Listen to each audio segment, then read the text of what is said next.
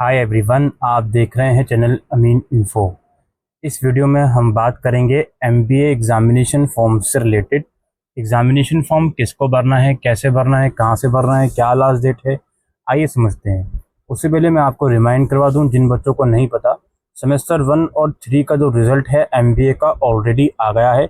ये आप एसओल की वेबसाइट पर DU एसओल रिजल्ट वाले सेक्शन में जाओगे तो नवंबर दिसंबर 2025 के आगे प्रिंट मार्कशीट का ऑप्शन है।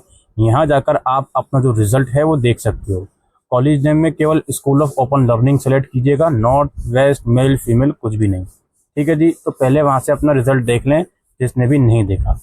दूसरी बात, अब हम समझते हैं कि एग्जामिनेशन फॉर्म किसको भरना है। देखिए, अगर आपका एडमिशन 2025 का है, बहुत ध्यान से सुनिएगा, आपका एडमिशन 2025 का है और आपके सेमेस्टर 1 के सारे सब्जेक्ट क्लियर हो चुके हैं, किसी में भी ईयर नहीं है, तो आपको सेकंड सेमेस्टर का कोई भी फॉर्म फिलहाल नहीं भरना। बात समझ में आ गई। दूसरी बात यह है, अगर आपका एडमिशन 2025 का है और आपका किसी सब्जेक्ट में बैक आ गया है तो अब आपको बैक का फॉर्म भरना होगा सेकंड सेमेस्टर के साथ देने के लिए। सेकंड सेमेस्टर का एक्चुअल फॉर्म नहीं भरना, लेकिन बैक का फॉर्म आपको भरना पड़ेगा। ठीक है। और बाकी जिनका एडमिशन 2024 का है उनको सेमेस्टर 3 के लिए फॉर्म भरना है, और सेमेस्टर 3 के साथ कोई प्रीवियस किसी सेमेस्टर का बैक पेपर है तो उसका भी फॉर्म भरना है।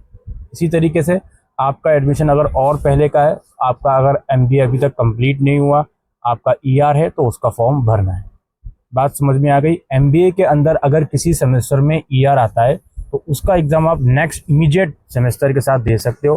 सेमेस्टर 1 का 2 के साथ, 2 में बैक है तो 3 के साथ, तो इस तरीके से चीज़ें चलती हैं। अब ये ऑफिशियल वेबसाइट है, लास्ट डेट फिलहाल 31 मई इसकी रखी गई है।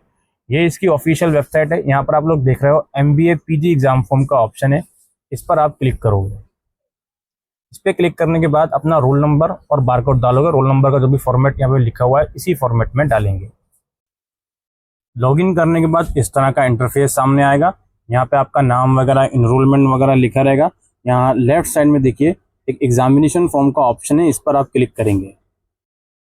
जैसे ही आप यहाँ क्लिक करेंगे तो ये मेरे सामने सेमेस्टर 4 के स्टूडेंट का डैशबोर्ड है या एग्जामिनेशन फॉर्म है। अब जो सब्जेक्ट कॉमन या फिक्स्ड रहेंगे वो ऑटोमेटिकली सिलेक्टेड रहेंगे। जैसे 3 कोर पेपर हैं जो सभी बच्चों को पढ़ने हैं सेमेस्टर 4 में, ये सिलेक्टेड रहेंगे।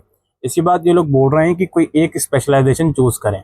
अब ये सेमेस्टर 4 का फॉर्म है तो आई थिंक कि सेमेस्टर 3 में जो आपने स्पेशलाइजेशन लिया था ज़रूरी नहीं है वही लीजिए, आप दूसरा भी ले सकते हैं। ठीक है। कोई भी स्पेशलाइजेशन आप सेलेक्ट करेंगे तो उस पर्टिकुलर स्पेशलाइजेशन के नीचे जो सब्जेक्ट आएंगे उनमें से कोई 5 सब्जेक्ट आपको चूज करने हैं। ठीक है। जैसे मैंने HRM लिया तो HRM के जो भी 5 सब्जेक्ट है वो मुझे चूज करने हैं। उसके बाद और नीचे आएंगे तो यहाँ पे दिखाएगा कि आपका कोई बैकलॉग पेपर है या नहीं, तो वो आप यहाँ पे सेलेक्ट कर लेंगे। इस बच्चे का कोई भी बैकलॉग पेपर नहीं है तो यहाँ पर नहीं दिखा रहा। इसे करने के बाद इसको सेव और नेक्स्ट करेंगे।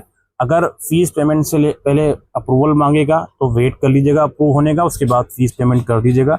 अगर without approval directly fees payment का ऑप्शन आया तो फीस पेमेंट कर दीजिएगा और आपका जो एडमिशन है पर्टिकुलर सेमेस्टर में या एग्जामिनेशन फॉर्म है वो सक्सेसफुल हो गया।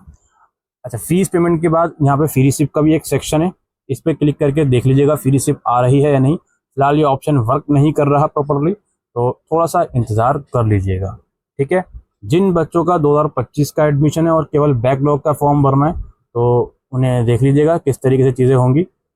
यहाँ पे जो भी सब्जेक्ट आए उसके हिसाब से भर लीजिएगा। ठीक है। ये important update MBA examination form से रिलेटेड हम इस वीडियो में देने आए थे।